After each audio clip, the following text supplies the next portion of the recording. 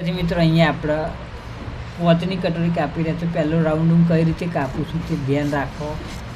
આ રીતે પહેલો એક શેપ કપાયો, ત્યારબાદ બીજો એક શેપ આપણે આપશું એક્સની સાથે જોડવાનો શેપ કહેવાયવાનો. આજે શેપ આપો, ત્યારબાદ ગાડાનો શેપ વિદ્યાર્થી મિત્રો આપણે આપશું. ત્યારબાદ ગાજપટ્ટી બટન પટ્ટી વડે ભાગ નાખવાનું.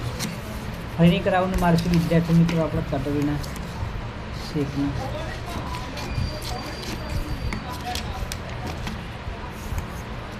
અહીંથી આ એક ત્રોસી કાતર રાખીને આટલું કાપડ અહીંયા દબાવવાનું. પેપર અહીંથી ઉપર જતા એટલું પેપર અહીંયા કપાવવું જરૂરી. કાપડ હોય તો પણ આ રીતે જ કટિંગ થવું જરૂરી છે. કટ થયું. આ કટિંગ કર્યા બાદ અહીંયાથી જોઈ લેવાનું કે આપણે કઈ પરિસ્થિતિમાં કટોરીને વાળવાની. તો આટલી અહીંયા જગ્યા સુધી આ ભાગ અહીંથી અહીં વાળીને અહીંયાથી કાતરને ચલાવો. બંને ભાગ નાવડી શેપના થઈ જાય કટિંગ.